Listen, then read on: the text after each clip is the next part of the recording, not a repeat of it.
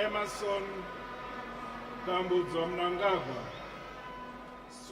After 37 long years, Zimbabweans finally witnessed a change of guard in the country's topmost office. Songs of liberation occupied the void left by the country's long-term president, Robert Gabriel Mugabe. The streets of Harare, the country's capital, were filled with optimism. On behalf of Zimbabwe, I am so happy. We are liberated. I'm so happy for our children, for our generation. I believe this is the new generation, this is the new beginning. I was born in 1980. Mugabe was in power. For 3 generations, Mugabe has been in power. Everyone has been suffering because of Mugabe, and nothing was being done. His 3-decade rule as the country's president ended on the 21st of November when he handed in his resignation.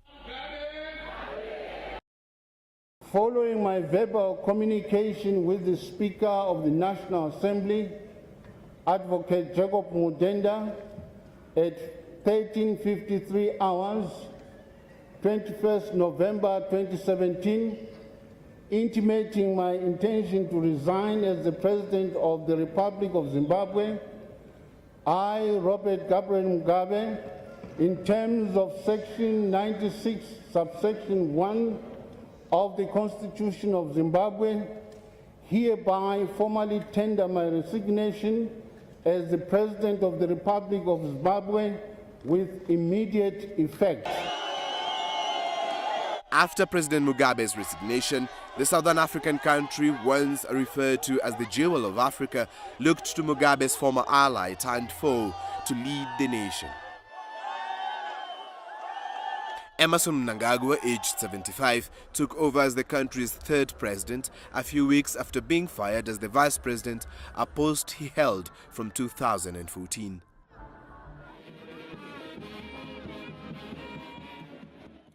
The country's military had stepped in to solve a political impasse that involved 2 factions of the ruling party.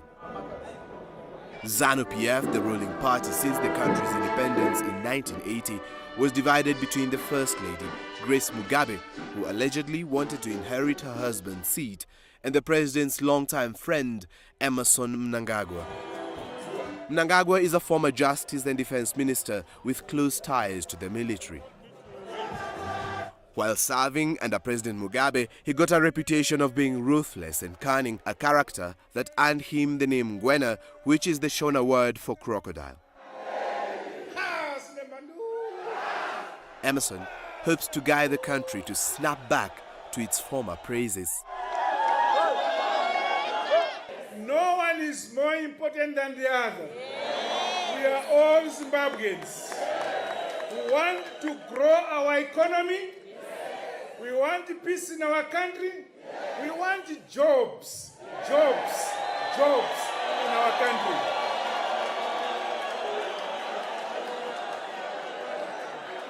We need also the cooperation of our neighbors in SADC.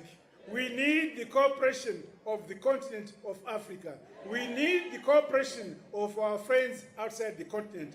That we shall achieve.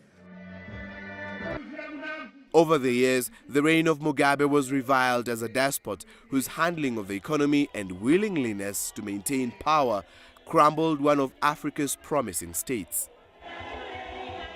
This is a very big moment. We are so excited that finally we are taking off as a country. We fought for a long time, 37 years of disappointment, 37 years of falsehoods, 37 years of dictatorship. All of a sudden, it has come in handy and we must have a fresh beginning, a new start. Despite all that Mugabe was, his successor still has kind words for him. Let us all accept and acknowledge his immense contribution towards the building of our nation.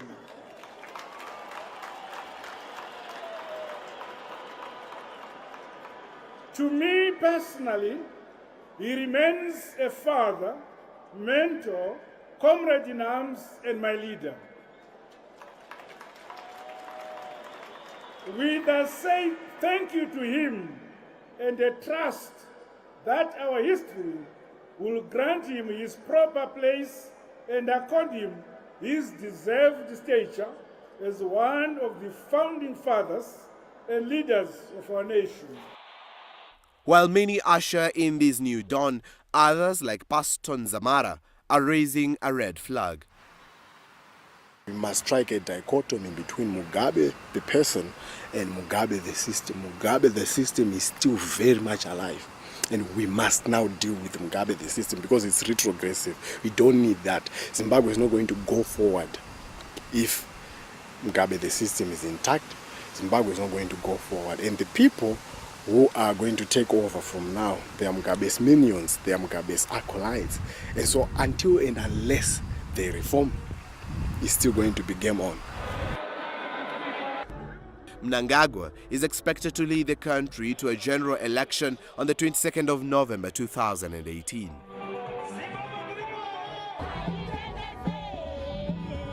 For now, though, Zimbabweans will continue singing and chanting, hoping that the past will remain where it belongs.